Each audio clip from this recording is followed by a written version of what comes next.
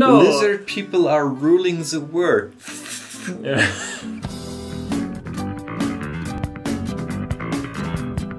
Welcome back to another episode of Hanashi Round. Today we're going to talk about kaminotou and what episode? Episode 4 and 5, if I remember Episodes correctly. 4 and 5, the crown battle. Right. Awesome. Very awesome. It was, basically a cage fight that was put in there by the organizers, and now they have to fight for this crown.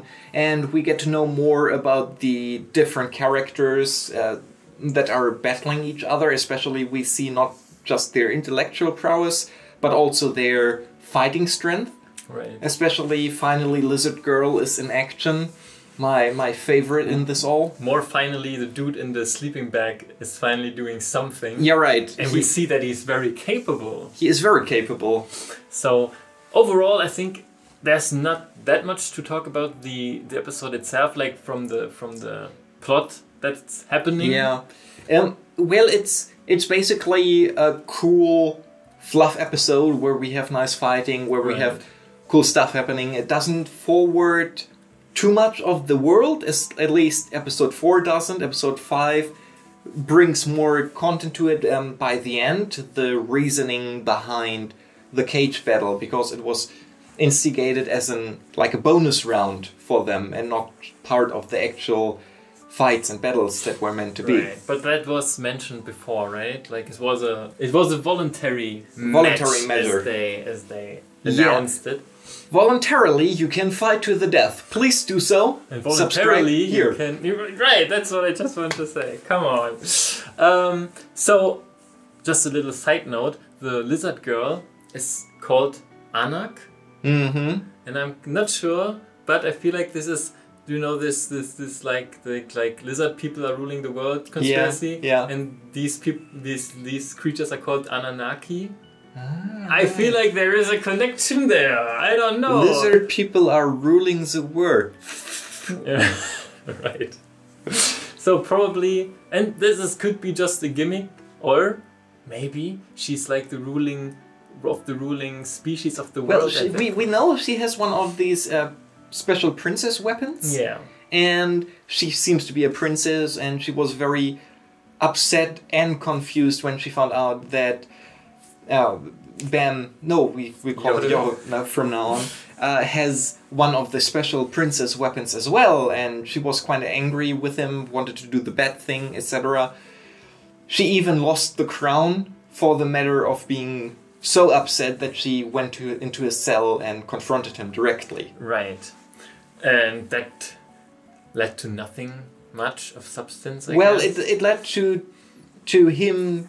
We know even more that he is something special, someone special, and that she finally has an interest in him, even though it's... To kill him. To kill him. Well, it's some sort of interest. Well, he is our protagonist, ergo he needs to build up a harem. Yeah. And it's a true harem because he has a guy in it who is into him. As we see in episode 5, he puts his head on his... Yeah, right. And that was kind of cute. I actually enjoyed it more than I should. A guilty pleasure. A guilty pleasure. It was sweet. Okay. I think the biggest twist of this episode was that this blue thing is not like a metal thing or something solid, but in fact a rim kind of thing. Yeah, I just thought it's part of his hair. Yeah, or I something thought it's like just cool hairstyle. But I noticed with the princess and the lizard girl, they also have things in their hair. A different. Do they? Yeah. For example, the Yoko? No, the princess that from gave the the sword from the first episode. She has something like extravagant red ribbons in her hair also. The lizard girl has something in her hair. Maybe it's to distinguish them as royalty. But doesn't Rachel have something in her hair as well? Yes, that's the thing. And she has cat ears. Cat ears, I tell you. Have cat ears? She has cat ears. Who? Rachel. She has like slit ears, slit eyes. Let's take a look. You have... Now we know. You know, we don't. You know, we don't. We see it not. Maybe. Okay, so basically this episode was a fight. The guy in the sleeping bag finally did something. Yeah. And obviously he is pretty capable of kicking some butt. But You've seen the butt right there. And yeah, it was a nice fighting episode. Nothing it was cool. exciting. And in episode 5 we have a bit more development. We see about backgrounds, lore, like even the connections are strengthening between the crocodile guy, the alligator, and the group, that he is starting to protect them from his own will, more or less. Yeah. He enjoys their company, even though he's mostly getting snacks from them, but whatever. And that's something we learn from this episode, that the bag has so cool. some magical abilities, yeah, yes. like multiplying stuff. I mean, it was hinted at and it was shown that it is a special bag, but it's kind of kick-ass, to be honest. It's You could never know. I mean, like at first I thought it was just like a comic relief kind of gag thing, that haha, look how much candy I have. It's but no one is never going to talk about it. I kind of feel like the new character Trailblazer from Marvel Studios is kind of supposed to be what he is. I so don't know anything about that. Well, Trailblazer is a strong-built woman girl that has a magical bag and she can pull out magical things out of her bag. That's like her Popeye? Yeah, that's her superpower. That's basically every 60s and 70s comic character superpower. It's basically Doraemon. He already did that. I mean, like, yeah, whatever. So, yeah. So basically, what actually did we learn about the universe and the story itself, besides a lot of fighting? That there seems to be a different agenda about the tower climbing as well. Right. That it's not just to grant wishes to them, but also kinda take out people that might harm the tower. I feel like it's mostly because of that the wish thing is not... I mean, like... It's a nice bonus. Probably the people that do climb the tower don't get a wish, they just get killed. That's what I think. Well, or they are employed, or they get be let into the secret. But I think it's mostly something to make sure that the tower is not harmed, that this world that was established is not destroyed in any way. But also, they I mean, like, because of they said like who could harm the tower, and I think everyone who could harm the tower should be killed. So he's no potential harm anymore. Exactly. And also interesting, the extra bonus group that appeared, that was the reason more or less for the crown fight. They also seem to have a secret agenda rather than winning, because they were helping the Yoro group. Instead of trying to take the crown, they were defending it. And also the biggest reveal and twist of them all is that we see Yoro's super ability power. Right, but I'm not sure, was that really his power or the sword's power? No, I think it's his own power. That's why the sword is interested in him. As one of the testers said, he transformed into pure Shinsu. And what's kind of disappointed is a strong word, but was kind of...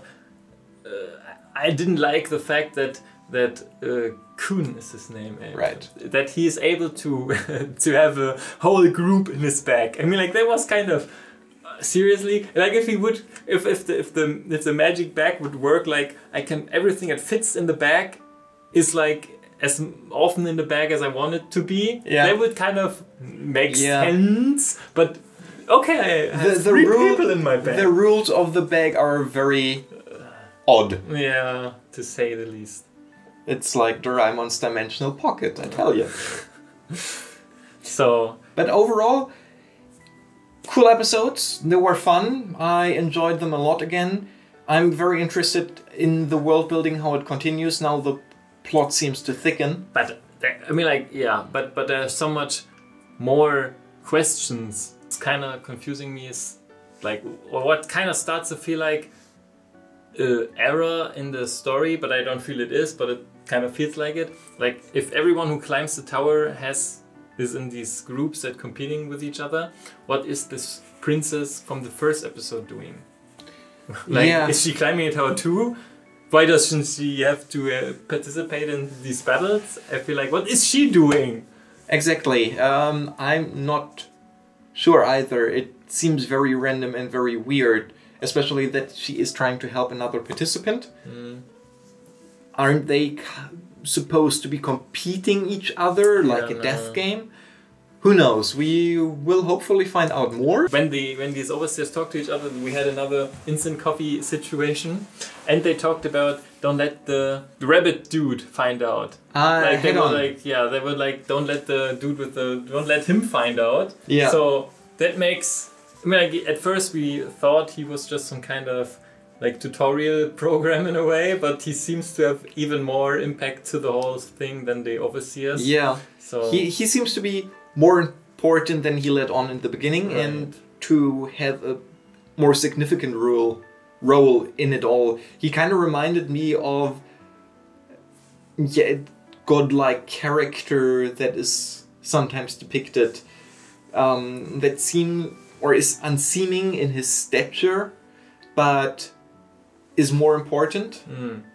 So where do you think is this going now with Yoru in the hospital, kind of? Yeah, him being knocked out, Rachel revealing herself, and trying to is talking to Kun about something, and I'm not sure.